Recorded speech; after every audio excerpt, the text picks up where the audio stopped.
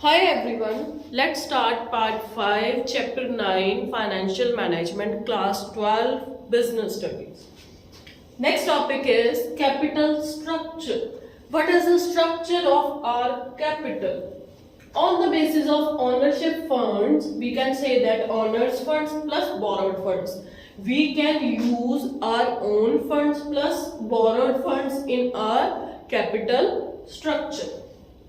What are the owners funds? Owners funds क्या होते हैं? हमारी equity share capital, preference share capital, reserves and surplus, retained earnings is equal to equity. Borrowed funds क्या हैं? Loans, debentures, public deposits, these all are called debt. Capital structure क्या है? The mix of long term sources of funds. Capital structure refers to the proportion of debt and equity used for financing the operations of the business. कि हम debt और equity के proportion को किस ratio में use कर रहे हैं for making our capital structure और for operating the business. Cost and risk is equal to debt versus equity. हम इनके cost और risk दोनों को compare करते हैं. Cost of debt is lower than cost of equity, but debt is more risky than equity. जो debt की cost है वो कम होती है as compared to equity, but जो हमारा debt है वो ज्यादा risky है as compared to equity, because जो debt है debt पे हमें surely interest pay करना पड़ता है, चाहे कंपनी को प्रॉफिट हो चाहे ना हो. बट जो इक्विटी पे रिटर्न्स हैं वो हमारे प्रॉफिट पे डिपेंड करते हैं. अगर कंपनी को प्रॉफिट होगा तभी हम इक्विटी शेयर होल्डर्स को डिविडेंड पे करेंगे. Next we have the cost of debt. We already discussed. ठीक है. Lender earns an assured interest and repayment of capital. जिससे हम लोन लेते हैं उसको अश्योर्ड इंटरेस्ट मिलता है और रीपेमेंट मिलती है कैपिटल की. Interest on debt is a tax deductible expense. जो डेट पे हम इंटरेस्ट पे करते हैं वो उसमें हमें टैक्स में डिडक्शन मिलती है. सो bring down the tax liability, जिससे बिजनेस की टैक्स लेबिलिटी कम हो जाती है. बट जो डिविडेंड हम प्रॉफिट से पे करते हैं वो आफ्टर टैक्स पे होते हैं, उसमें हमें टैक्स में कोई डिडक्शन नहीं मिलती. Debt is more risky for the business as it adds to the financial risk faced by a business. Debt ज्यादा रिस्की होते हैं as compared to equity. Okay? So जो हमारा कैपिटल स्ट्रक्चर है वो both प्रॉफिटेबिलिटी और फाइनेंशियल रिस्क दोनों उसमें इन्वॉल्व होते हैं.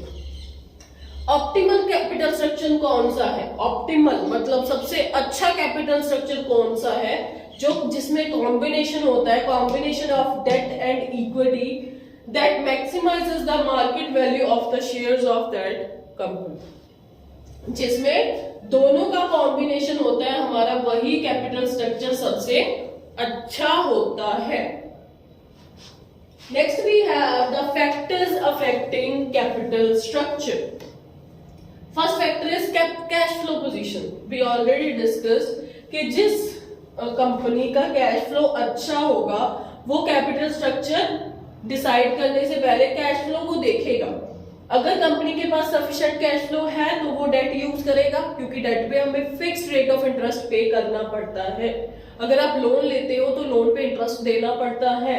अगर कंपनी का कैश फ्लो अच्छा होगा तभी वो अपनी उस फिक्स्ड पेमेंट को इजीली कवर अप कर सकता है.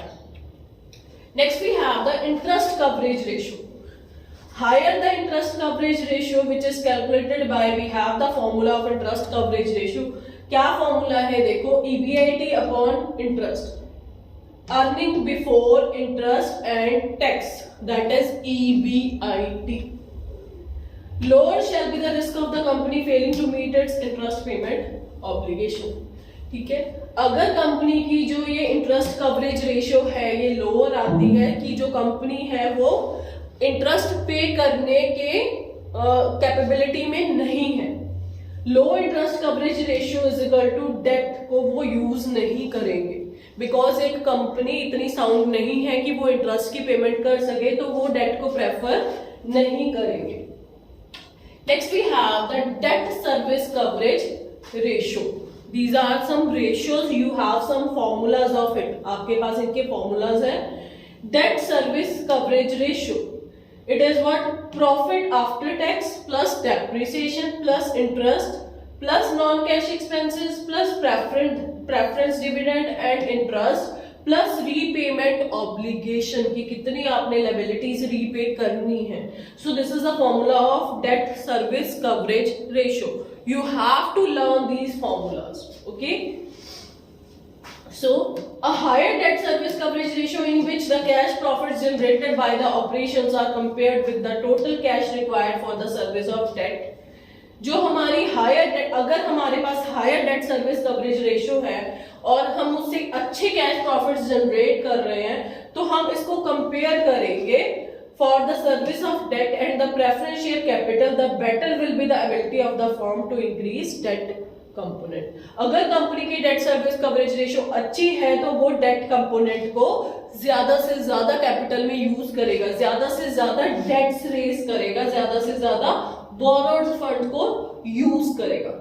अगर कंपनी की डेट सर्विस रेशियो लो है तो वो डेट को यूज नहीं करेगा। नेक्स्ट क्या है हमारे पास? रिटर्न ऑन इन्वेस्टमेंट, की जो इन्वेस्टमेंट हमने की है उस पे हमें कितनी रिटर्न आ रही है। If the return is higher then the company can choose to use trading on equity. Okay, return on investment क्या है हमारा? EPS, earning per share. ठीक है, तो अगर अर्निंग पर शेयर उसका अच्छा है तो वो डेट को प्रेफरेंस देगा, बिकॉज अगर हमारी अर्निंग्स अच्छी है तो हम आराम से इंटरेस्ट पे कर सकते हैं, then we will prefer date.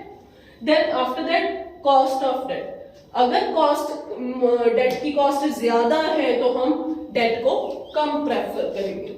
Next is what? Tax rate, अगर टैक्स रेट ज्यादा है तो डेट हमारी हेल्प करेगा, उसके डिडक्शन में हमें डेट की जो इंटरेस्ट पेमेंट हम करते हैं उसकी हमें डिडक्शन मिलती है, तो हम डेट को यूज करेंगे। तो debt is more attractive as compare to equity.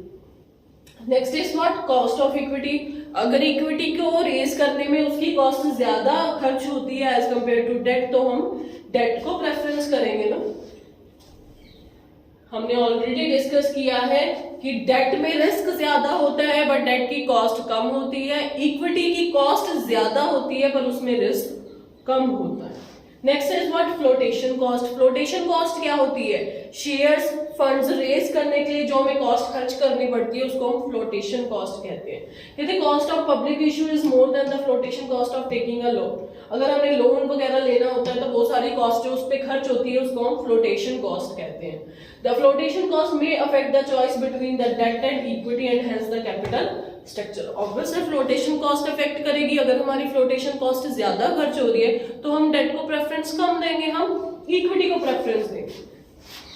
Next वही आ गया रिस्क कंसीडरेशन, की जो डेट होता है डेट में रिस्क ज्यादा होता है और इक्विटी में रिस्क कम होता है। Next is what? Flexibility, if the firm uses its debt potential it loses the flexibility to use more date.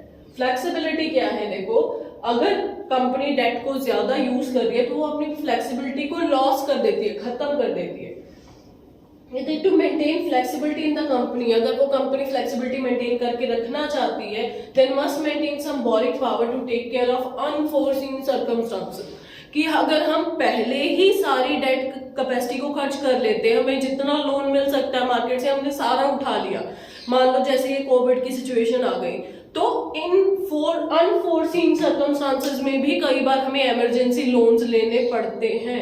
तो अपनी इस पोटेंशियल को सेव करके रखना ताकि हम इमरजेंसीज में भी डेट को रेज कर सके। Next is what? Control. Control क्या होता है? कंपनी क्या चाहती है कि कंट्रोल सारा उसके हाथों में रहे।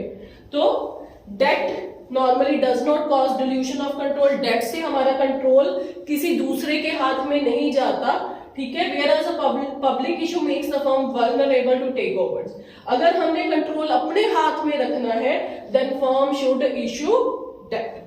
अगर ओनर्स अपने हाथ में कंट्रोल रखना चाहते हैं तो वो ओनर्स फंड कभी इशू नहीं करेंगे, वो डेट को ही प्रेफरेंस देंगे। So this is the topic of capital structure.